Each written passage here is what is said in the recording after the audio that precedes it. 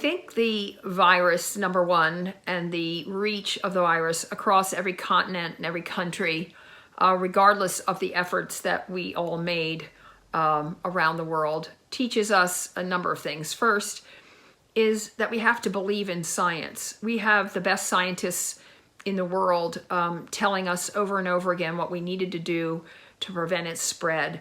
We have scientists in the climate world, in the biodiversity world, telling us that mixing human beings and animals and encroaching on territories was a very bad idea that would lead to pandemics of this sort. We've had scientists telling us what we need to do to stay safe during this crisis. And unfortunately, all of us, from our leaders to individuals, many of us anyway, have found it impossible to believe in the science, and therefore we act in our own self-interest. And I think that's one of the greatest lessons of this pandemic, is the need to believe and trust in scientists who are there to provide data and information, all of which is available for us to interpret and behave accordingly. I think the other great lesson of the pandemic is the need to be prepared. And whether you're talking about climate change, or you're talking about COVID-19, or you're talking about Ebola, all of these issues are in a way related to each other, and being prepared for them when we have the scientific data, when we have the information, when we have the capacity, and we're ignoring it, is another great lesson of the pandemic. I think the third and final and most important element is the need to heed the consequences of behaviors, whether it's COVID-19 or the pandemic, that have long-term consequences.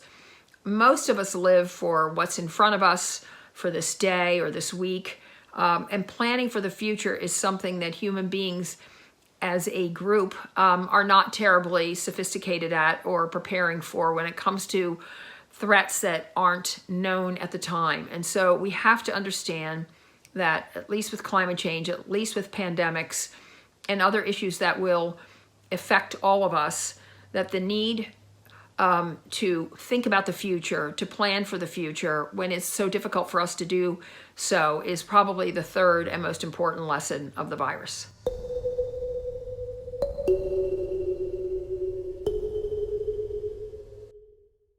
I think, as you've seen in this pandemic, leadership is probably the most important thing, although each of us individually had a responsibility to stay 6 feet apart or to take other precautions, all of which I understand. But I think for someone from the environmental community, while we are always promoting individual behavior and the importance of individual behavior, I think the single most important action that an individual can take is to understand the importance of and vote for leaders who care about long-term consequences and who are willing to prepare for the future. And I think in the case of this particular virus, you've seen countries where leadership was quite in evidence. Governments, NGOs, faith groups, everyone worked in unison and stepped up to the plate to make something uniform happen in their countries. And those countries were rewarded with low COVID deaths. They were rewarded with less of an economic strain. They were rewarded with more time in schools for their children and in planning for the future. And in other countries, many of which are obvious, the pandemic spread like wildfire for lots of reasons, the most important of which were the leaders failing to consider globalization as important, understanding that, like climate change or environmental issues, whether it's oceans or other issues, biodiversity loss, it has impacts way beyond your own borders.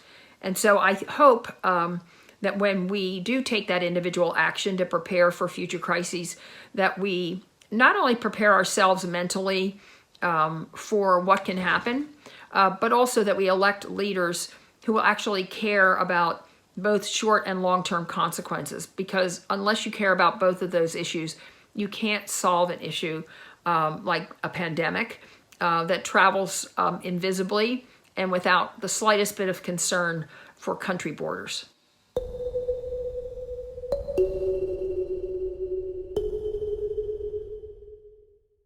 purpose of an environmental group or a planning group or a refugee group is to manage future risk. And we share that with corporations and governments. And so the most important thing, I think, in recognizing how we deal with global crises, climate change, water resources, oceans, COVID-19, economic downturn, is to view the world as a risky place and do your analysis, do your planning, create your programs, create your businesses, manage your governments in a way that minimizes risks, both for the economic system, for individuals, and certainly for the future of our planet.